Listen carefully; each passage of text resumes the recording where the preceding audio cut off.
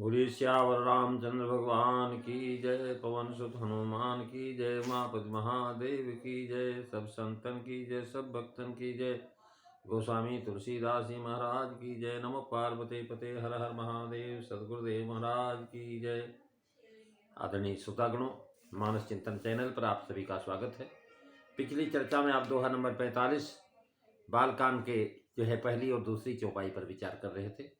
आज हम बालकांड दोहा नंबर 45 की तीसरी और चौथी चौपाई पर विचार करेंगे। तुलसीदास जी लिखते हैं कि एक बार भरी माघ नहाए, सब मुनि से समनि सिधाए।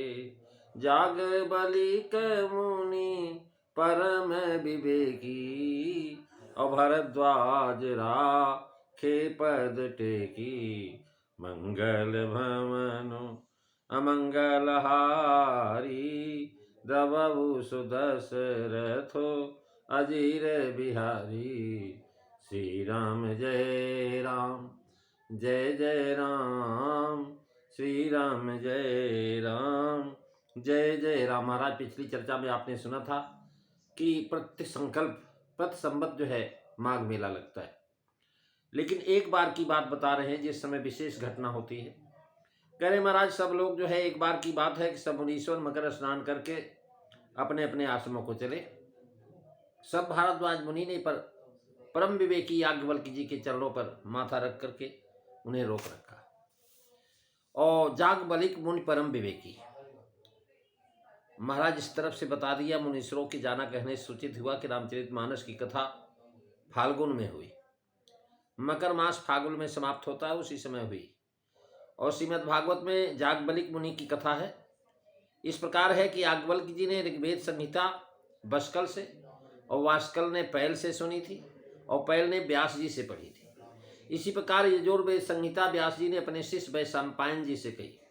यह संहिता याज्ञवल्क्य जी ने वैशंपायन से पढ़ी थी, और वैशंपायन को ब्रह्म हत्या लगी। तब उनके शिष्य चरकार्धन ने हत्या दूर करने का व्रत आचरण किया। तब याज्ञवल्क्य जी ने कहा, हे भगवान, इन अल्पवीर ब्राह्मणों के किए हुए व्रत से ऐसा क्या लाभ है? मैं अकेला ही दुष्चर व्रत आचरण करूंगा। याज्ञवंच तच्छिप्य आहाहो भव, भगवन किद्यत चरितेनाल्प साराणाम चरिष्ये हम सुदुश्चरम। यह सुनकर के वैशंपायन जी बड़े रुष्ट हो और बोले, मुझे ब्राह्मणों का अपमान करने वाले तुझ जैसे शिष्य से कोई प्रयोजन नहीं। तू तुरंत ही मुझसे पढ़ी हुई विद्या जो है त्याग दे और यहां से चला जा। इत्युक्तो गुरुव्याहम कुप्तो याहलम त्वया विप्राओ मंत्रा विशिष्येण मद्दिदम तजत्री। तब याज्ञवल्क्य जी ने यजुश्रुतियों को महाराज बमन कर दिया और वहां से चल दिए। उन बमन रूप से पढ़े हुए यजुर्वेद मंत्रों को, श्रुतियों को, जो अत्यंत सुरम्य थे, देख करके अन्य मुनियों ने महाराज लोभवश तीतर बन करके उसको ग्रहण कर लिया। तीतर रूप से निकला क्योंकि ब्राह्मण के रूप से बमन कैसे निकले? महाराज उल्टी किया हुआ है, और उल्टी किए हुए कि महाराज ब्राह्मण होकर के वो कैसे जो है उसको ग्रहण करें, इसलिए तीतर रूप बन गए। और जो है इससे वह अत्यंत मनोहर यजु शाखा तैतरीय शाखा कहलाई। उसके बाद याज्ञवल्क्य जी ने वैशंपायन भी, जिनको नहीं जानते थे, ऐसी यजु श्रुतियों की प्राप्ति के लिए भगवान सूर्य नारायण की उपासना की। महाराज इनकी उपासना रीति है, और यजुर्वेद के ऐसे मंत्रों के पाने की प्रार्थना करता हूँ। सूर्य नारायण से प्रार्थना किया कि प्रभु, जब सूर्य नारायण उनके सामने प्रकट हुए तो उन्होंने कहा कि हे प्रभु, मैं यजुर्वेद के ऐसे मंत्रों को पाने की प्रार्थना करता हूँ कि जो अन्य ऋषियों को अविदित हो अथवा यथावत न ज्ञात हो। महाराज सूर्य नारायण ने उनकी स्तुति से प्रसन्न होकर के अश्वरूप धारण करके उनकी कामना के अनुसार उन्हें वैसा ही महाराज आयाम दिया, यजु श्रुतियां प्रदान की, जिनसे याज्ञवल्क्य जी ने 15 शाखाओं की रचना की है। अश्वरूप सूर्य के बाजम, गर्दन के बाल या बेक से उत्पन्न हुए यजुर्वेद की वह शाखा वाजसनेयी शाखा नाम से जानी जाती है। नारायण विठ्ठल वैद्य पुरंदरे वैशंपायन के ब्रह्म हत्या आदि के संबंध में लिखते हैं कि एक बार जो है समस्त ऋषियों ने किसी विषय के संबंध में विचार करने के लिए सुमेर पर्वत के ऊपर एक सभा करने का निश्चय किया और उसमें घोषणा किया कि जो ऋषि इस सभा में सम्मिलित नहीं होगा उसको 7 दिन के लिए ब्रह्म हत्या लग जाएगी। उस दिन वैशंपायन जी के महाराज पिताजी का श्राद्ध था, इसलिए वे अपनी नित्य क्रिया के लिए अंधेरे में ही उठ करके स्नान करने जाने लगे और रास्ते में एक बालक सोया हुआ था। उसके ऊपर पैर पड़ गया और महाराज बालक मर गया। अब महाराज बाल हत्या के शोक से वो सभा में जा नहीं सके। इस प्रकार एक तो उन्हें बाल हत्या लगी और दूसरे महाराज वहां सत्र में भाग न लेने के कारण ब्रह्म हत्या। इन्हीं दोनों हत्याओं के निवारणार्थ वैशंपायन जी ने अपने सब शिष्यों से प्रायश्चित करने को कहा और सबने करना स्वीकार किया।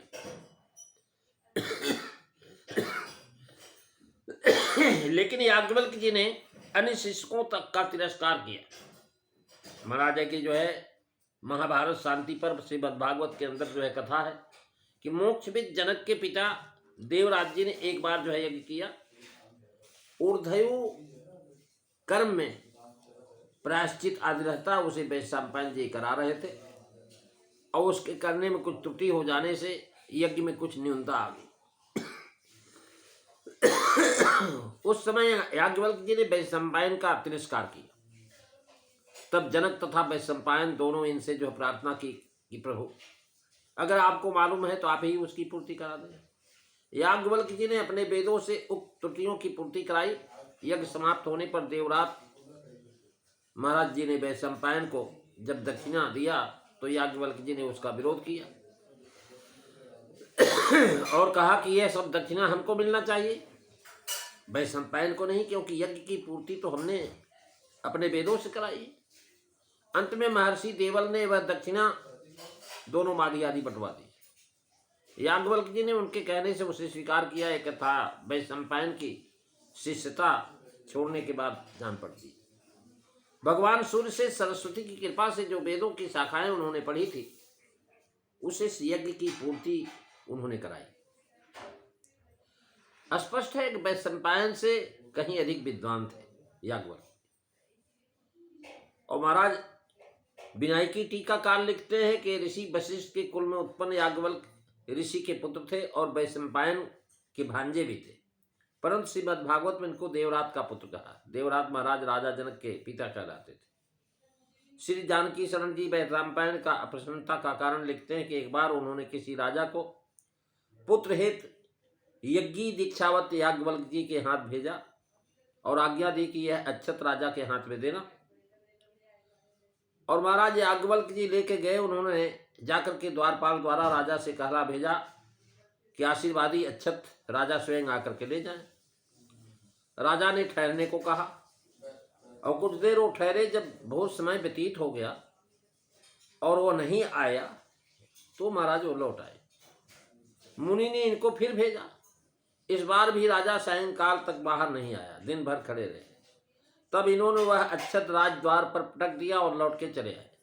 गुरु के पूछने पर आपने कहा आप मेरे विद्या गुरु हैं, आपकी आज्ञा से मैं कई बार गया परंतु अभियानी राजा न आया। तब मैं अक्षत को द्वार पर रख कर और प्रतिहार से कह करके चला आया। मुनि ने फिर जाने को कहा, इन्होंने जाने से इनकार कर दिया और गुरु जी अप्रसन्न हो गए। अप्रसन्न हो जाने से उनसे पढ़ी हुई विद्या महाराज उगल दिए। उपनिषद ब्राह्मण भाग में भी यह कथा आती है। भागवत में अप्रसन्नता का कारण अलग है जो पहले बताया है।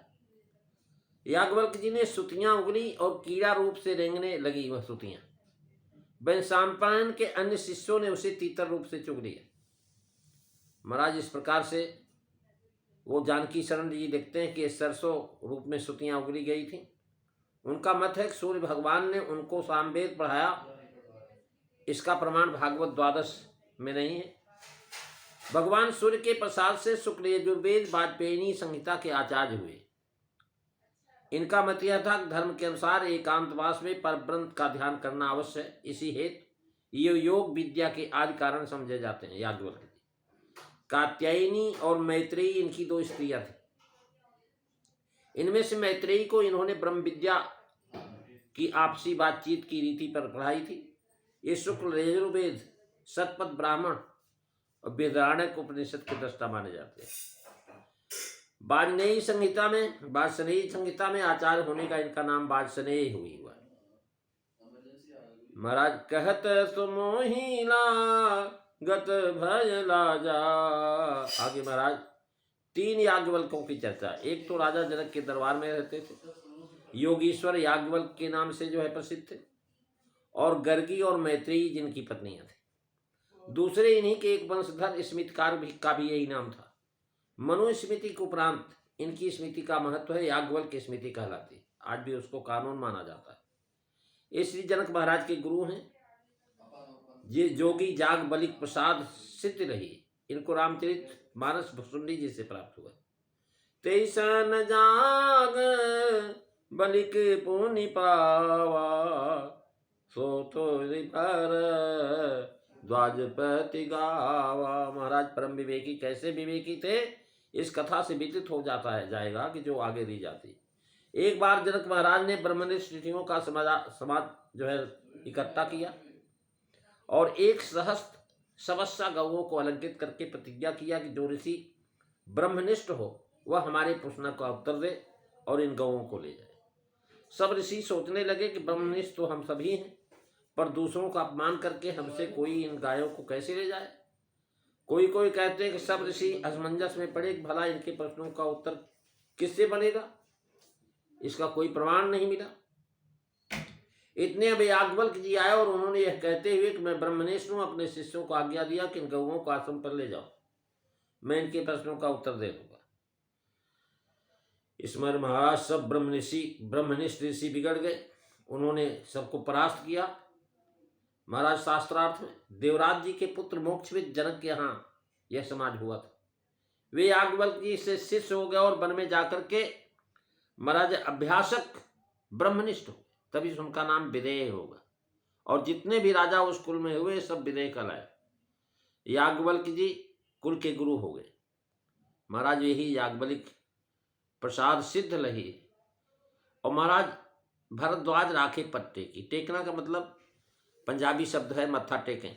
उदासियों ने भी मत्था टेको कहते हैं। उदासीन अखाड़ा जो है उसमें मत्था टेको महाराज। इसका अर्थ है कि चरणों पर सिर रख करके प्रणाम करना, सामने साष्टांग पड़ जाना, कहना कि मेरी तो महाराज विदा करने की इच्छा नहीं है, आप मेरे ऊपर पैर धर करके और जबरदस्ती चले जाइए। ये पद टेकने की एक रीत है, परंतु यहाँ भाव नहीं है। महाराज टेकना और धरना पर्यायी शब्द है कि आपने पैर पकड़ लिया या टेक दिया। तो महाराज इस टेकी पद दे करके दर्शाया कि भारद्वाज ने उनको बराबरी के भाव से नहीं रोका, किंतु गुरु भाव से रोका। दीन जी रोक रखने का कारण यह कहते हैं कि तिरहुत बड़ा विज्ञानी देश है।